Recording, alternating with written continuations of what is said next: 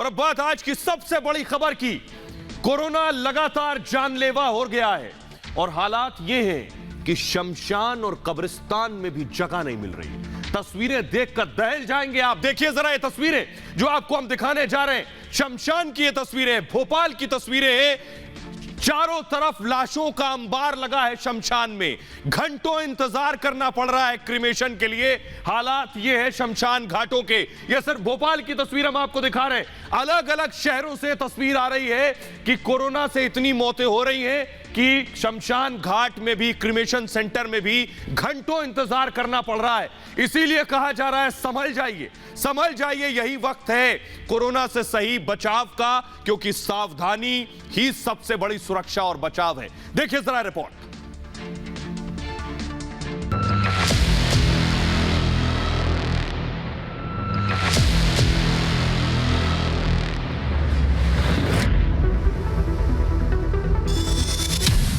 शमशान में कतार, कोरोना का हाहाकार।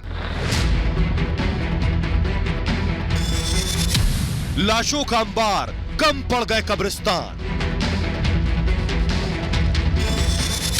कोरोना 2.0 के हॉरर का वीडियो। शमशान टू कब्रिस्तान सिर्फ इंतजार। यह शमशान घाट की वायरल तस्वीर नहीं बल्कि असली तस्वीर है। ऐसी तस्वीरें जो कोरोना काल की हॉरर स्टोरी न सिर्फ सुना रही है बल्कि बता भी रही है। ये वो तस्वीरें हैं जिसे देखकर एक बार फिर लगभग साल भर पहले की वो तस्वीरें याद आ गईं, जब आदमखोर कोरोना ने अमेरिका से लेकर दिल्ली तक हाहाकार मचाया था। एक तरफ कोरोना से संक्रमित होने वाले लोगों का आंकड़ा तेजी से बढ़ रहा है, तो दूसरी तरफ कोरोना की वजह से होने वाली मौतें रिकॉर्ड स्तर पर पहुंच चुकी हैं। आलम यह है कि अस्पतालों से लेकर शमशान घाट तक हर जगह वेटिंग है। गुरुवार को बदबदा में 31 बॉडी आई, वो 29 बॉडी आई। शुक्रवार को 31 आई, शनिवार को 34 आई और कल रविवार को 39। इस तरह इन 4 दिनों में 133 कोरोना मृतक देह बदबदा विश्राम घाट में आ चुके हैं। हालात इतने खतरनाक हैं कि एक अंतिम संस्कार की राख भी ठंडी नहीं हो पाती कि दूसरा शव पहुंच जाता है। यूपी से लेकर दिल्ली और मध्य प्रदेश से लेकर महाराष्ट्र तक त्राहिमाम की तस्वीरें जुदा नहीं हैं।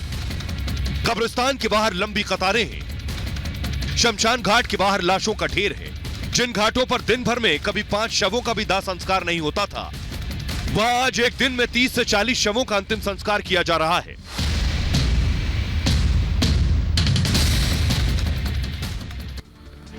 और अभी भी यकीन नहीं हो रहा है तो खुद आप उत्तर प्रदेश की राजधानी लखनऊ के डीएम को सुन लीजिए। वो कह रहे हैं लोग सड़कों पर मर रहे हैं, हालात बद से बदतर हो रहे हैं। सुनिए जरा लखनऊ के डीएम को। आप अपना आईसीयू बढ़ा देंगे, that is clear about. Isolation में डालिए, कहां भी डालना है डालिए, मेडिकल प्रोटोकॉल के अंदर, वो आप ज्यादा एक्सपर्ट हैं, ठीक ना। इनको क्या क्या और चाहिए इनको दिलवा, मैं वो देख रहा हूं, क्योंकि लोग अब रोडों पे मर रहे हैं। सुना वो कह रहे हैं लोग सड़कों पर मर रहे हैं, लेकिन अभी भी लोगों को फर्क नहीं पड़ रहा है। देखिए तस्वीरें, देश की राजधानी दिल्ली की तस्वीरें हम आपको दिखाने जा रहे हैं। ये देखिए कितनी खचाखच भीड़ है। ये देश की राजधानी दिल्ली की सरोजनी नगर मार्केट है। कदम रखने की जगह नहीं है। देख के लग रहा है आपको कोरोना है। ये तस्वीरें देखकर लग रहा है किसी को कोरोना का डर और खौफ है, ना सोशल डिस्टेंसिंग का पता है, ना लोगों को इल्म है कि कोरोना फैल गया तो आखिर क्या करेंगे। ये सरोजनी नगर की तस्वीरें, फुल फ्रेम जरा दिखाइए। ये तस्वीरें दिखाइए, डराने वाली तस्वीरें हैं, लोगों को खौफजदा कर दे तस्वीरें। आइए ये तस्वीरें देखिए, सरोजनी नगर मार्केट की तस्वीरें हम आपको दिखा रहे हैं। देखिए खौफनाक तस्वीरें हैं। सोचिए देश की राजधानी का आलम ये है। ये लग रहा है कोरोना के दौर की तस्वीरें हैं। ये मार्केट में लोग खरीदारी करने पहुंच रहे हैं। ये भयावह तस्वीरें हैं जो बता रही हैं कि लोगों की सेहत पर कोई फर्क नहीं पड़ रहा है। आइए आपको जल्दी से बताते हैं फर्क पड़ना क्यों जरूरी है, क्योंकि ये नया स्ट्रेन बहुत जानलेवा और खतरनाक है। कोरोना का ये नया स्ट्रेन जो है ये पुराने से जैसे पुराना स्ट्रेन 7 दिन में आपके फेफड़ों को संक्रमित करता था, यह नया स्ट्रेन फेफड़ों पर पहले से ज्यादा असर डालता है। यह नया स्ट्रेन 7 दिन में नहीं, यह नया स्ट्रेन 2 दिन में, सिर्फ 2 दिन में 70% आपके फेफड़े को खराब कर देगा, खत्म और बर्बाद कर देगा। और मौत की बड़ी वजह यह कोरोना का नया स्ट्रेन है, यह 2 से 3 दिन में 70% फेफड़े को खत्म कर देता है। इसीलिए मैं कह रहा हूं कि ना कोई खास ना आम, कोई नहीं बचा है इस नए कोरोना के स्ट्रेन से। न सिर्फ आम लोग बल्कि ये कोरोना का स्ट्रेन अदालत तक पहुंच गया है। सुप्रीम कोर्ट में 44 लोग कोरोना पॉजिटिव और हाई कोर्ट के 3 जज कोरोना की चपेट में। देखिए रिपोर्ट।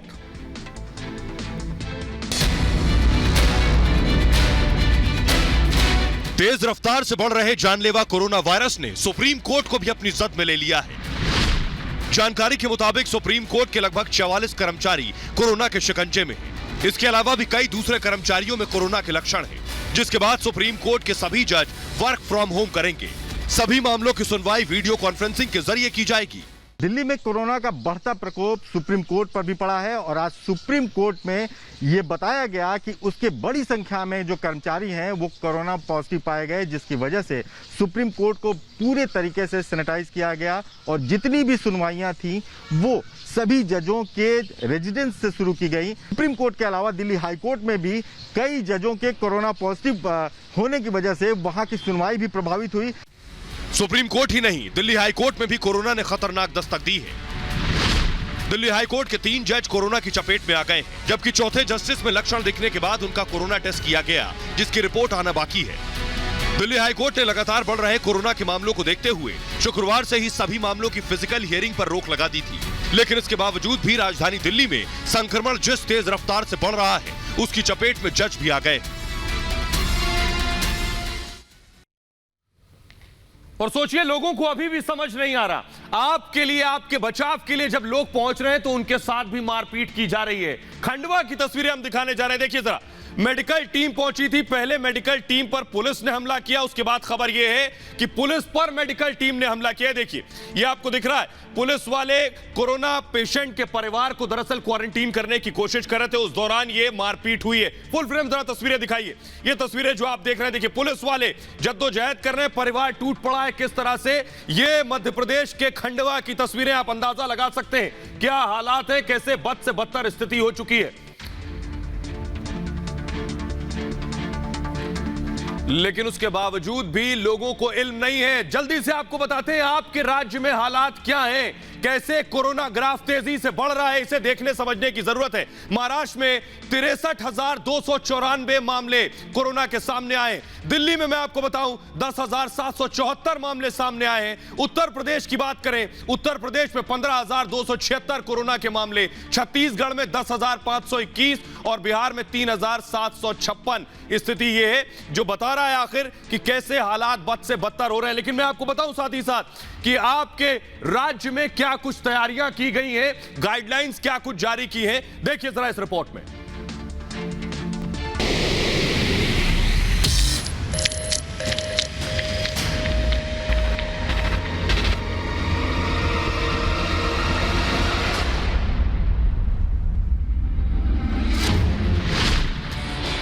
कोरोना से महाराष्ट्र की हालत सबसे ज्यादा खराब है। महाराष्ट्र में एक्टिव केस की संख्या 5,65,000 से ज्यादा है।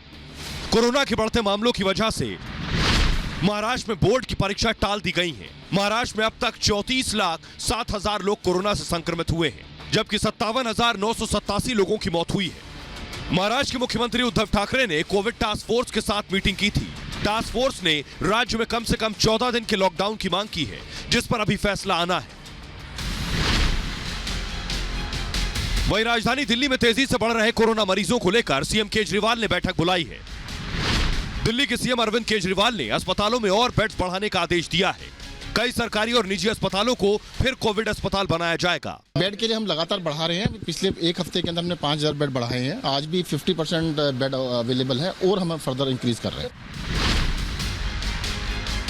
देश के सबसे बड़े राज्य उत्तर प्रदेश में कोरोना मरीजों की बढ़ती संख्या ने चिंता बढ़ा रखी है। सर्वदलीय बैठक में सीएम योगी ने कहा कि हमें ज्यादा सावधान रहने की जरूरत है, जरा सी भी लापरवाही भारी पड़ सकती है। प्रदेश ने अपनी भूमिका को अब तक कुशलतापूर्वक निर्वहन किया है। लेकिन इस सब के बावजूद कोरोना की जो दूसरी लहर आई है यह पहले से ज़्यादा तीव्र और ज़्यादा खतरनाक स्थिति इसमें देखने को मिल रही है। मध्य प्रदेश में कोरोना मरीजों की संख्या बढ़ने से अस्पतालों में बेड की कमी हो रही है। कोरोना को लेकर शिवराज ने कई मंत्रियों को कोरोना नियंत्रण का प्रभार दिया है। सीएम शिवराज ने कहा कि बेड बढ़ाने को लेकर युद्ध स्तर पर काम हो रहा है। पेशेंट्स की संख्या लगातार बढ़ती जा रही है। अस्पतालों में बिस्तर एक चुनौती है, लेकिन हम अस्पताल में निजी और सरकारी दोनों क्षेत्रों में बिस्तर बढ़ाने के युद्ध स्तर पर प्रयास कर रहे हैं।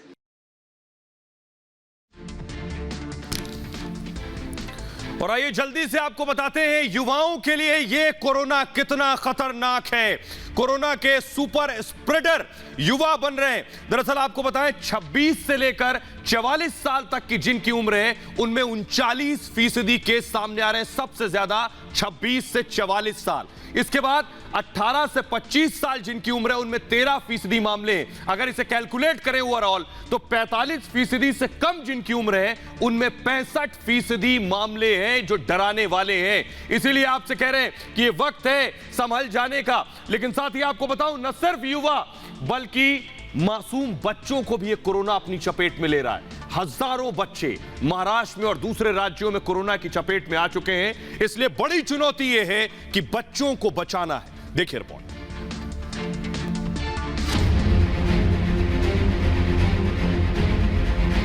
रिसर्च के मुताबिक कोरोना का नया वेरिएंट ज्यादा मजबूत और ज्यादा जानलेवा है। 1 मार्च से 4 अप्रैल तक आंकड़ों पर नजर डालें तो कोरोना के मामले में पहले नंबर पर काबिज महाराष्ट्र में बच्चों का संक्रमण 60,000 के आंकड़े को पार कर गया है। देश की राजधानी दिल्ली में 2,733 बच्चे संक्रमित हुए। छत्तीसगढ़ में संक्रमण का कुल आंकड़ा 6,000 के करीब है। वहीं कर्नाटक के बच्चों में संक्रमण का आंकड़ा 7,327 तक पहुंच गया है। उत्तर प्रदेश में आंकड़ा 3,000 को पार कर गया है। सबसे ज्यादा संक्रमण 11 से 17 साल तक की उम्र के बच्चों में देखा जा रहा है। हमारे बच्चे अभी तक वैक्सीनेटेड नहीं हैं। हमारे बच्चे जो हैं वो वल्नरेबल हैं। अभी तक पूरी धरती के ऊपर कोई ऐसी वैक्सीन नहीं बनी जो 15 साल से छोटे बच्चों को दी जा सके, और अभी आने वाले समय में 4-5 महीने में आने वाली भी नहीं है। हमें अपने बच्चों की खातिर बचाव करना बड़ा ज़रूरी है, क्योंकि जो नया स्ट्रेन आ रहा है वो थोड़ा थोड़ा यंगर पॉपुलेशन को भी इफेक्ट कर रहा है। अब बच्चों की आउटडोर गतिविधियां बढ़ गई हैं। इससे भी बच्चों में कोरोना के मामलों में तेजी देखी जा रही है। बच्चे मास्क कम पहनते हैं और पहनते भी हैं तो ठीक से नहीं पहनते। इसके साथ ही बच्चे संक्रमित मरीजों से दूरी नहीं बनाते। इस वजह से कोरोना तेजी से बच्चों को अपनी चपेट में ले रहा है। और अब बात मुख्तार अंसारी की। योगी के जेल में जाते ही एक्शन शुरू हो गया है मुख्तार अंसारी पर। मुख्तार अंसारी बांदा जेल में बंद है और बांदा जेल से मोहाली कोर्ट में भी पेशी हुई और लखनऊ कोर्ट में भी। दरअसल जेलर को और डिप्टी जेलर को पीटने के मामले में मुख्तार अंसारी की यह पेशी होनी थी, जिसके लिए 19 तारीख अगली सुनवाई मिली। देखिए रिपोर्ट।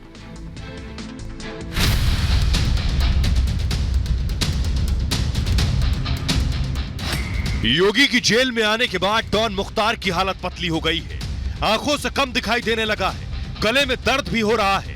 पुराने गुनाहों के पन्ने भी पलटे जा रहे हैं, जिससे मुंह का पानी भी सूख रहा है कि पता नहीं अब कौन सी मुसीबत गले पड़ जाए। बांदा की जेल से ही मुख्तार की 2 मामलों की पेशी हुई। वीडियो कॉन्फ्रेंसिंग के जरिए उसे रंगदारी के मामले में पंजाब की मोहाली कोर्ट में पेश किया गया। पंजाब पुलिस की तरफ से मोहाली की अदालत में चार्जशीट पेश कर दी गई है और वो चार्जशीट मुख्तार अंसारी को भी बाय हैंड दे दी गई है, जिसके बाद आगे दोष तय होने की और चार्जशीट पे बहस होने की प्रतिक्रिया जारी है। वहीं लखनऊ की भी अदालत में मुख्तार को वीडियो कॉन्फ्रेंसिंग से पेश किया गया। ये पेशी 21 साल पुराने मामले में हुई, जिसमें मुख्तार ने जेलर और डिप्टी जेलर के साथ मारपीट की थी। अदालत ने मामले की सुनवाई के लिए 19 अप्रैल की तारीख दी है। दरअसल ये पूरा मामला है 21 साल पहले का, जब मुख्तार अंसारी द्वारा जेलर व डिप्टी जेलर से मारपीट का मामला था, जिसको लेकर के आज लखनऊ कोर्ट में पेशी थी। अब इस पूरे मामले में 19 अप्रैल की डेट लगी है। और आइए आपको जल्दी से बता देते हैं कि मुख्तार के वकील तो पहुंचे लेकिन मुलाकात नहीं हो पाई। वकील से दरअसल मिल नहीं पाए मुख्तार, पहली बात ये। दूसरा ये, जेल के गेट से लौटा दिया गया वकील को। कोरोना की वजह से फिलहाल इजाजत नहीं है। वकील खजूर और बिस्किट ले गया था। 36 घंटे बाद बैरक में यह सामान भेज दिया गया मुख्तार के। फिलहाल अपडेट ये है। लेकिन आपको साथ साथ बता दें कि मुख्तार के खिलाफ एक और मामला दर्ज हो गया है। जी हां, मुख्तार के खिलाफ मामला आर्म्स एक्ट में दर्ज हुआ है। दरअसल कैसे मुख्तार डॉन माफिया को असलहों की जरूरत पड़ती है और फर्जी तरीके से मुख्तार यह हथियार बनवाता है, यह आपको बताएंगे। लेकिन पहले देखिए जो मामला दर्ज हुआ है आर्म्स एक्ट में।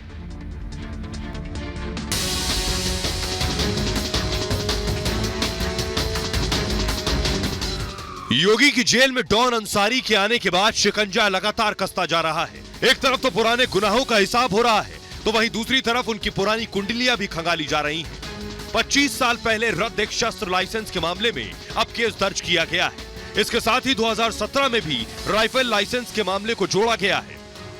बार बार नोटिस शामिल करने के बावजूद भी इन्होंने उन असलहों का ना तो पता बताया और ना ही लाइसेंस सरेंडर किया और ना ही असलहों को जमा कराया, जो कि आर्म्स एक्ट के नियमों के विपरीत था। इसलिए आर्म्स एक्ट की विभिन्न धाराओं में, उचित धाराओं में इनके विरुद्ध अभियोग पंजीकृत कराया गया है। गाजीपुर के मोहम्मदाबाद में डॉन मुख्तार पर आर्म्स एक्ट के तहत मामला दर्ज किया गया है। अब पुलिस वारंट और रिमांड की तैयारी कर रही है। मतलब साफ है, मुख्तार के अच्छे दिन लग चुके हैं। अब गुनाहों के हिसाब की बारी है। यह योगी का उत्तर प्रदेश है, जहां अपराधियों के लिए कोई जगह नहीं। गुंडों का पता ही नहीं लगा कहां चले गए, गायब। बहुत सारे लोग जेल में चले गए, बहुत सारे लोग यमलोक चले गए और बहुत सारे लोगों को दूसरे लोगों की यात्रा पे भेज दिया गया है।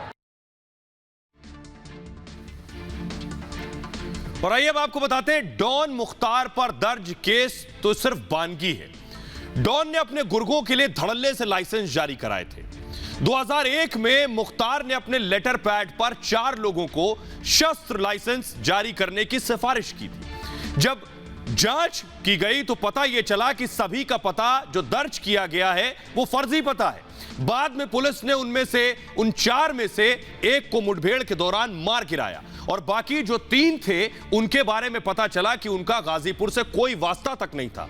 मतलब साफ है कि डॉन मुख्तार ने गुर्गों के लिए फर्जी लाइसेंस का खेल बखूबी खेला। सिर्फ इतना ही नहीं, मुख्तार के बेटे के घर पर जब पुलिस ने रेड मारी थी तो हथियारों का जखीरा मिला था, जिसमें इटली और ऑस्ट्रिया में बनी हुई गन तक बरामद की गई थी। तो मुख्तार पर अब शिकंजा कस चुका है।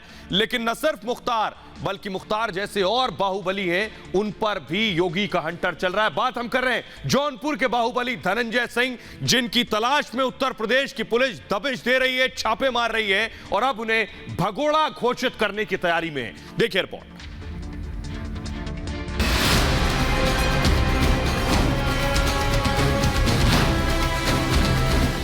योगी राज में एक एक अपराधी का हिसाब हो रहा है। अब नंबर आया है बाहुबली धनंजय सिंह का, जो अजीत हत्याकांड का आरोपी है। पुलिस धनंजय की तलाश में लगातार छापेमारी कर रही है। ये तस्वीरें धनंजय सिंह के घर की हैं, जहां छापेमारी के लिए पहुंची पुलिस। घर में मुस्तैदी के साथ धनंजय की तलाश की गई, लेकिन उसकी कोई जानकारी नहीं मिली। दरअसल 6 जनवरी को अजीत सिंह की गोली मारकर हत्या कर दी गई थी। उनको 25 गोलियां मारी गई थी। वारदात में 2 अन्य लोगों के साथ एक शूटर भी घायल हुआ था, जिसने पूछताछ के दौरान बाहुबली नेता धनंजय सिंह का नाम लिया। बयान के आधार पर धनंजय को हत्या की साजिश रचने का आरोपी बनाया गया। केस में नाम आने के बाद से धनंजय फरार है। यूपी पुलिस धनंजय को भगोड़ा घोषित करने की तैयारी कर रही है, तो वहीं वो यूपी पुलिस के कहर से बचने के लिए धनंजय सिंह अदालत के चक्कर लगा रहा है। इलाहाबाद हाईकोर्ट की लखनऊ बेंच में दायर अर्जी में उसने फरियाद की थी कि अग्रिम जमानत दी जाए और एफआईआर को रद्द किया जाए, लेकिन कोर्ट ने उसकी याचिका को खारिज कर दिया और सख्त लहजे में कहा कि 2 हफ्ते के अंदर समर्पण करें, उसी के बाद जमानत की याचिका दाखिल होगी। और आइए अब आपको जल्दी से बताते हैं कौन कौन योगी की उस लिस्ट में है जो भगोड़े घोषित हो सकते हैं। इसमें धनंजय सिंह का नाम है, विपुल सिंह, रवि यादव, प्रदीप सिंह कबूतरा और कुणाल को भगोड़ा घोषित करने की तैयारी की जा रही है। और जिन अपराधियों को लंबे समय तक पुलिस नहीं तलाश पाती, आपको मैं बता रहा हूं कि आखिर भगोड़ा किसे घोषित किया जाता है। जिन्हें लंबे वक्त तक तलाश नहीं किया जाता, उन पर एक तय समय के बाद कोर्ट से वारंट जारी कराया जाता है, जिसके तहत अपराधी को पुलिस या कोर्ट के सामने 30 दिन में पेश होना होता है। इस दौरान ही भगोड़ा घोषित करने की कार्रवाई शुरू हो जाती है। अपराधी के घर पर बाकायदा एक नोटिस चिपका दिया जाता है और सार्वजनिक जगहों पर पोस्टर लगाए जाते हैं, और जब इस पर अपराधी का पता नहीं लगता इसके बावजूद, तो फिर उसे भगोड़ा घोषित कर दिया जाता है। भगोड़ों के खिलाफ कुर्की और संपत्ति जब्ती तक की कार्रवाई की जाती है। तो अगला एक्शन इन भगोड़ों के खिलाफ यही होगा। बहरहाल बढ़ते हैं आगे और बात करते हैं दाऊद की ड्रग फैक्ट्री की। दाऊद इब्राहिम जो हिंदुस्तान से भागकर पड़ोसी मुल्क, दुश्मन मुल्क पाकिस्तान में बैठा है, लेकिन हिंदुस्तान में रहकर वो गंदा खेल खेलता है, ड्रग्स की फैक्ट्री चलाता है। लेकिन एनसीबी ने, नारकोटिक्स कंट्रोल ब्यूरो ने दाऊद की ड्रग्स फैक्ट्री पर इस बार शिकंजा कस दिया है। दाऊद के गुर्गे को पकड़ लिया है और दूसरे गुर्गे को बुलावा भेजा है। देखिए जरा कैसे दाऊद की ड्रग्स की फैक्ट्री पर इस बार चाबुक चला है।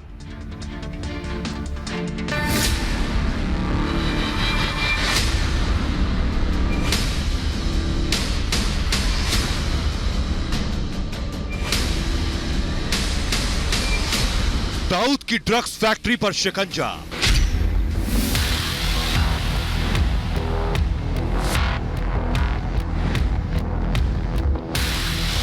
एनसीबी की गिरफ्त में दाऊद का खास गुर्गा। दानिश बताएगा दाऊद की ड्रग्स कंपनी का सच। हिंदुस्तान का सबसे खतरनाक डॉन दाऊद इब्राहिम, वो नाम जो भारत के मोस्ट वांटेड अपराधियों की फहरिस्त में सबसे ऊपर आता है। वो दाऊद इब्राहिम जो विदेश में बैठकर भारत में करता है मौत का कारोबार। लेकिन डॉन दाऊद के कारोबार को अब एनसीबी का ग्रहण लग चुका है, क्योंकि एनसीबी ने कमर कस ली है और भारत की सरजमी पर दाऊद का ड्रग्स का धंधा अब पूरी तरह खत्म होकर रहेगा। ये ड्रग्स रैकेट जो है वो डी कंपनी की ओर से जो चल रही है, उसी पर शिकंजा कसते हुए लगातार एनसीबी की बड़ी कार्रवाई। दानिश चिकना के अरेस्ट होने के बाद अब पूछताछ जो है वो दानिश चिकना के भाई राजेश चिकना की ओर से चल रही है। मुंबई के डोंगरी इलाके में अंडरवर्ल्ड डॉन दाऊद इब्राहिम की ड्रग्स फैक्ट्री संभालने वाला और उसका बेहद खास गुर्गा दानिश मर्चेंट उर्फ दानिश चिकना नारकोटिक्स कंट्रोल ब्यूरो यानी एनसीबी की गिरफ्त में आ चुका है। वही दानिश चिकना जो दाऊद के ड्रग्स के धंधे को संभालता है, उसे बढ़ाता है और बड़ी पार्टियों में दाऊद का इस सफेद जहर बेचता है।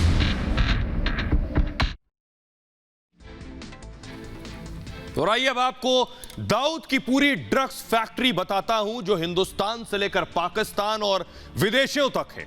दाऊद इब्राहिम वो मोस्ट वांटेड जो भारत में दहशत का दूसरा नाम है। भारत में भगोड़ा करार दिए गए डॉन दाऊद इब्राहिम फिलहाल पाकिस्तान में है, लेकिन पाकिस्तान में बैठकर भी दाऊद की डी कंपनी ने कई देशों में अपने पैर पसार रखे हैं। वसूली, हथियार, नकली डीवीडी और नशे का कारोबार दाऊद के गुर्गे चलाते हैं। डी कंपनी ने नशीले पदार्थों की तस्करी के लिए कई देशों में तार फैलाए। भारत में भी दाऊद के गुर्गे नशे के इस कारोबार को धड़ल्ले से चलाते रहे। हाल ही में मुंबई के डोंगरी में दाऊद की ड्रग्स फैक्ट्री का पर्दाफाश खुद एनसीबी ने किया, जिसको दाऊद का गुर्गा परवेज खान उर्फ चिंकू पठान चलाता था, डोंगरी में सब्जी की दुकान के आड़ में। हालांकि एनसीबी ने इस फैक्ट्री पर एक छापेमारी की जिसमें करोड़ों की ड्रग्स बरामद की है और काफी मात्रा में कैश बरामद हुआ है। चिंकू पठान की निशानदेही पर एनसीबी ने दानिश मर्चेंट उर्फ दानिश चिकना को पकड़ा, जो दाऊद का एक और करीबी गुर्गा है जिसे राजस्थान के कोटा से पकड़ा गया। भारत का मोस्ट वांटेड दाऊद इब्राहिम मुंबई जैसे कई इलाकों पर हमलों का दोषी है जो पाकिस्तान के कराची में छिपा हुआ है। हालांकि पाकिस्तान अधिकारियों ने दाऊद के अपने देश में होने का हमेशा खंडन किया है। दाऊद के खिलाफ भारत ने कई सालों से मोर्चा खोल रखा है, लेकिन बड़ी बात यह है कि दाऊद के गुर्गे इस बार शिकंजे में। जी हां, और इस बार बचकर जाने वाले नहीं हैं, क्योंकि एनसीबी जिस तरह से मुंबई के अंदर पूरे ड्रग्स कार्टेल का खुलासा कर रही है, बता रहा है कि जो बॉलीवुड से चेन चली, जो तार, वो कैसे जाकर दाऊद से जुड़ रहे हैं। देखिए जरा, न सिर्फ ये दानिश चिकना, इसका छोटा भाई रियाज चिकना जिसे पेशी के लिए आज समन किया था एनसीबी ने। देखिए रिपोर्ट।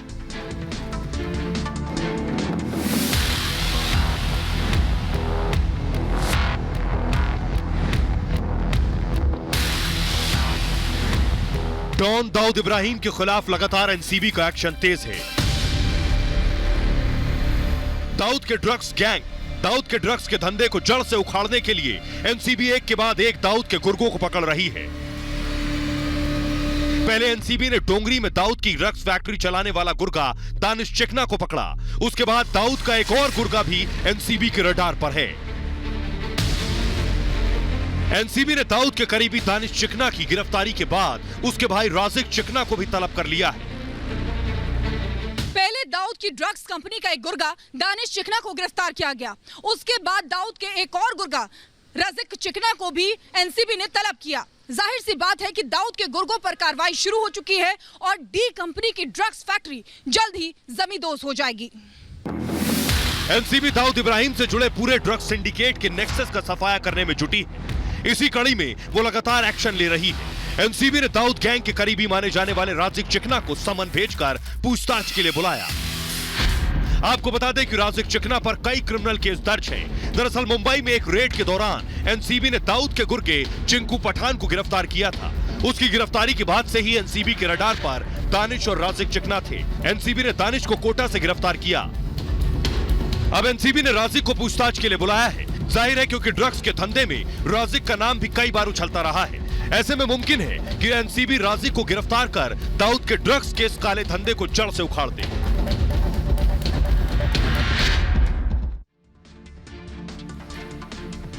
और समीर वानखेड़े जो इस पूरे मामले की जांच कर रहे हैं, समीर वानखेड़े को आप बखूबी जानते हैं, जिन्होंने बॉलीवुड के बड़े बड़े स्टार्स को बुलाया एनसीबी हेडक्वार्टर में और सवाल जवाब किए। वही समीर वानखेड़े ने दाऊद के इस ड्रग्स फैक्ट्री पर भी दरअसल शिकंजा कसा है। समीर वानखेड़े से रिपब्लिक के रिपोर्टर शिखा ने एक्सक्लूसिवली बात की। सुनिए जरा समीर वानखेड़े ने क्या कुछ कहा।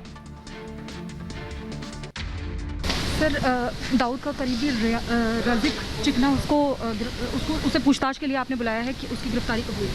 नहीं, we have investigation is going on and we will complete the investigation. चल रही है, अभी भी चल रही है जी। सर, आरिफ, उसके बाद चिंकू पठान, उसके बाद दानिश और अब ये राजिक, इसके बाद कौन? मतलब नहीं, whoever is violating the NDPS Act, we are going to take action against them very strongly. Sir, आपका अगला कोर्स ऑफ एक्शन है? We will let you know. Thank you. Thank you very much. Thank you sir, thank you sir.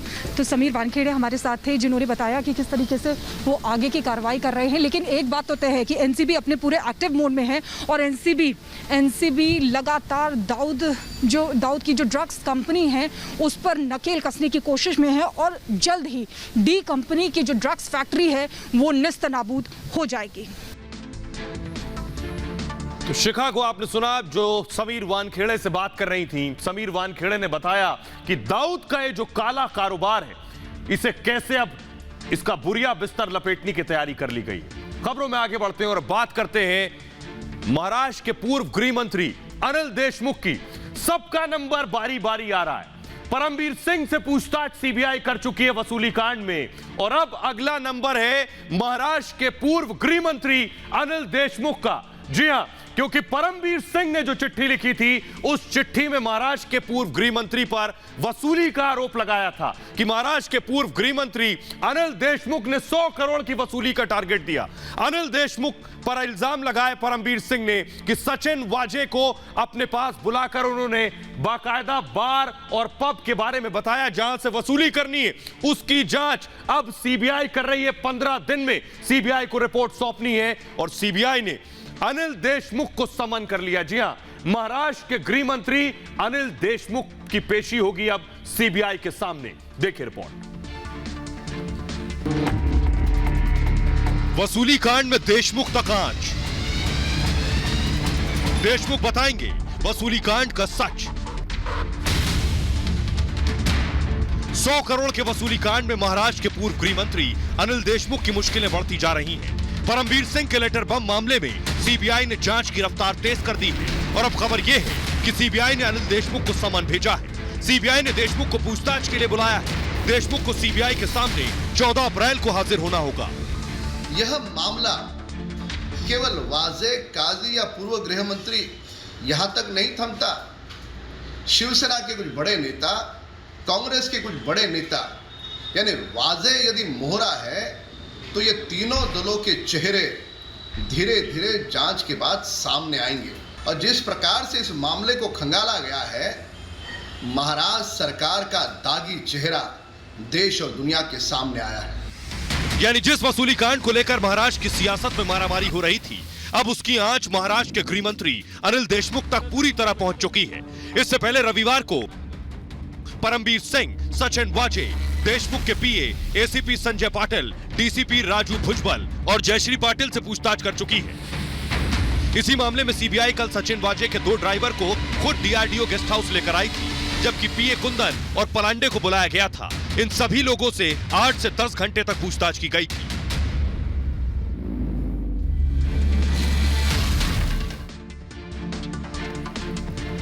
और आइए जल्दी से आपको बताते हैं, जब पूर्व गृह मंत्री पहुंचेंगे सीबीआई के सामने आमने सामने बैठेंगे तो उनसे क्या सवाल होंगे।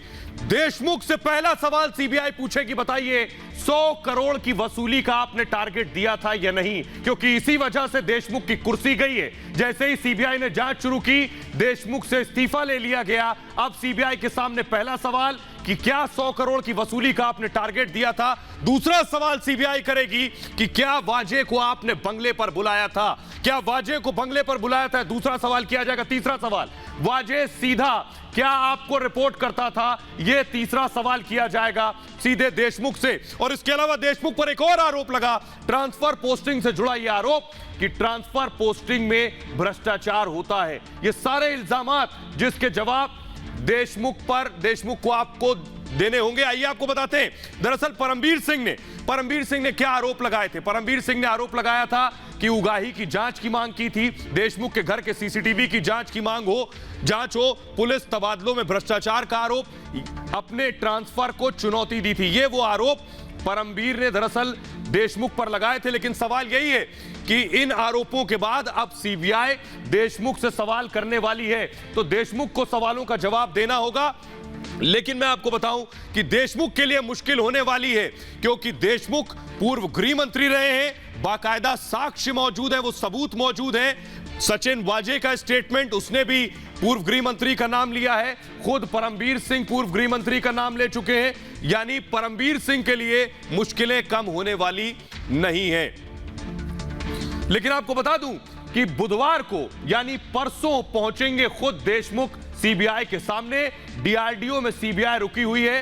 क्या डीआरडीओ जाएंगे देशमुख या कहीं और उनकी पेशी होगी जहां वो इन सवालों के जवाब देंगे। बहरहाल आगे बढ़ते हैं। फिलहाल आप देख रहे थे, ये भारत की बात है। फिलहाल